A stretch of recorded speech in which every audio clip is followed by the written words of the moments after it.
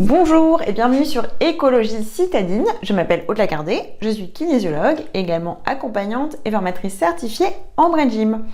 Aujourd'hui, on va parler de toutes ces personnes, toutes ces situations, dont je suis la première à faire partie, qui,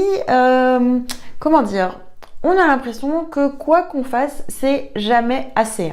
On a l'impression que on n'a pas suffisamment bien rangé la maison, on n'a pas assez travaillé au boulot, on ne s'est pas assez occupé de ses enfants, on ne s'est pas assez occupé de ses amis. Voilà, quoi qu'on fasse, c'est jamais suffisant. Et ça, en fait, c'est un cercle vicieux dont il est extrêmement difficile de s'en sortir et qui va vraiment atteindre l'estime de soi et potentiellement la confiance en soi, et qui surtout n'est pas du tout productif.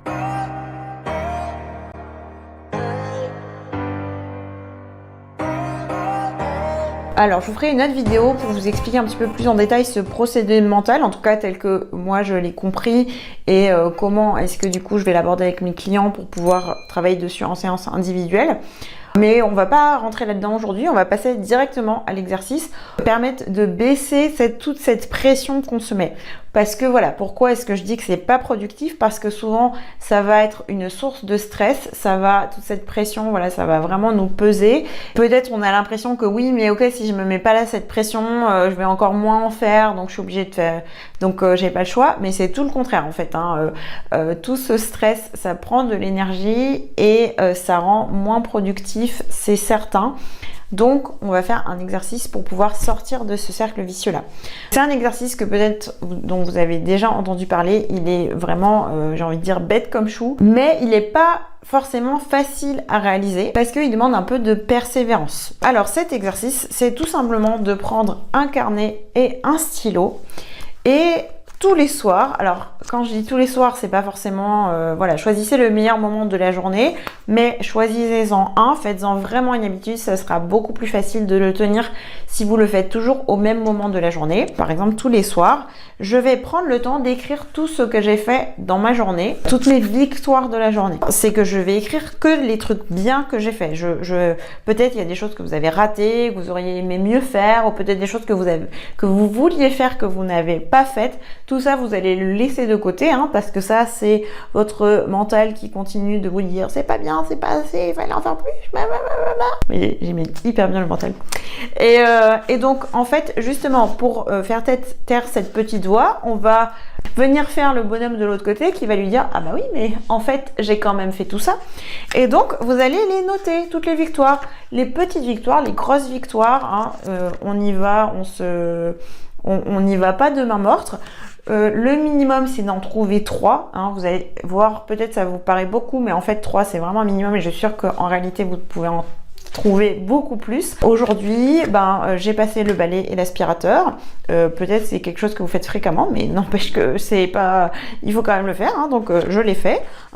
Je suis allée chercher mes enfants à l'école. J'ai fait cette réunion au boulot. J'ai terminé ce dossier. Donc ça peut être des petits trucs comme ça, mais ça peut être aussi des gros trucs. Ça peut être une bonne nouvelle aussi, mais voilà, quelque chose que vous avez fait et dont vous pouvez être fier, même si c'est une toute petite fierté. Le but c'est pas d'en faire des caisses, mais n'empêche que on peut être fier d'avoir accompli même des petites choses. Clairement, à chaque fois qu'on passe le balai ou l'aspirateur, il y a personne qui vient nous jeter des fleurs pour nous dire à quel point on est une personne formidable.